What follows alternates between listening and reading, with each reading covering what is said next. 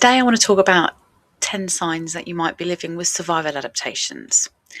The word trauma has become so overused, it's almost lost its function, I think, hasn't it?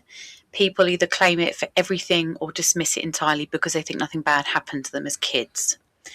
I think both these responses miss the point in their very black and white nature. What you're actually carrying might well be what I believe is a set of intelligent responses that your nervous system developed to keep you safe in an environment that required them. So the problem is you're still running that software that was written for a situation you no longer live in.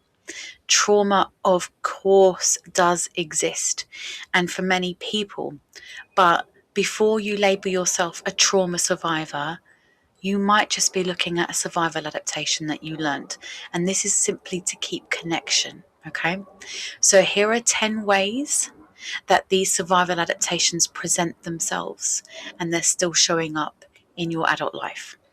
So 1, you live in low grade anxiety constantly. A persistent anxiety sort of hum underneath everything. So your nervous system might constantly be scanning and checking the room and reading faces, anticipating problems before they've even arrived. This is basically hypervigilance, and it develops because at some point staying alert kept you really safe. So the body doesn't know the threat has gone. Number 2, you find it nearly impossible to trust anyone. So you may have learned early that holding everything yourself was so much safer than asking for help. And depending on someone meant feeling exposed, and exposure to you meant risk. So you got very good at managing everything alone. And now you do it even when you don't have to. Number 3, you can't stop achieving. There's no rest point. Every goal reached it will just reveal the next one that you've got to do. And underneath the drive is a nervous system that never got the message it was just enough to exist. So your identity got wrapped up in performance and things like approval and safety, and they're things that you earned, and relaxing now, it feels like a gamble. Number 4, you say yes when you mean no. And this is because you perform for connection, because you learned that keeping people comfortable kept the relationship intact and connection remained, and that saying no felt like risking the whole thing. So you became very good at reading of what people needed and giving it to them. And now you do it automatically, even when the cost is entirely yours. Number 5, you don't know what you feel. A lot of people resonate with this because at some point your feelings weren't welcome.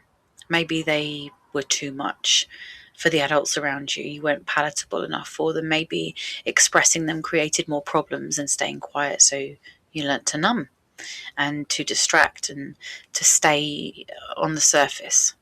And the feelings didn't go anywhere. They just went underground. Number 6, you don't understand boundaries. You might have grown up without them.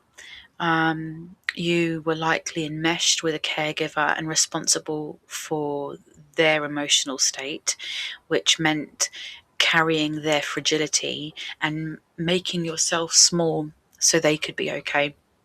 And no one taught you where you ended and someone else began because no one modeled it to you. Number 7, you keep ending up in the same relationship. Same script, different cast, different person, same dynamic. You're choosing familiarity. The nervous system orients towards what it knows, even when it's painful, because known pain is more manageable than unknown anything. You heard that saying, we prefer a familiar hell than an unfamiliar heaven.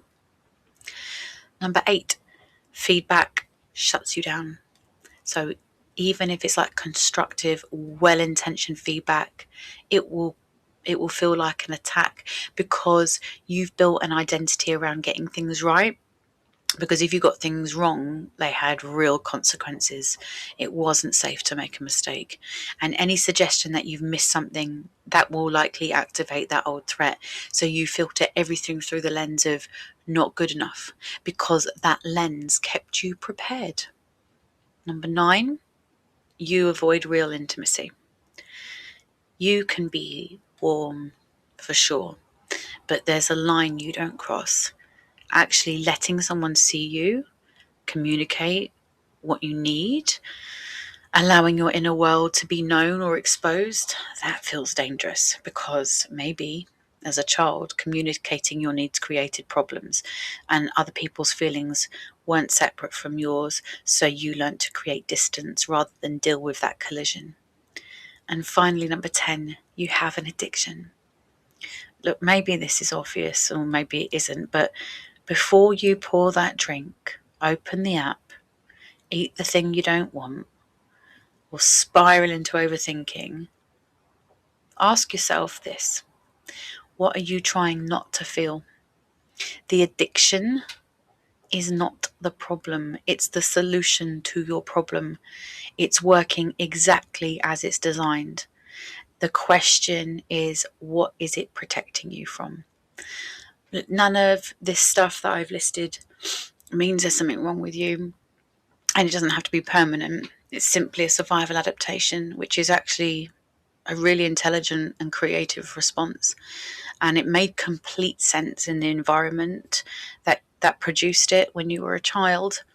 Now, I don't think the work is to fix yourself. It's more to update the software. If anything in this video has resonated with you, please like and subscribe, share this video. Please join my Substack and my community, and please get in touch if you need any support. Thank you for watching.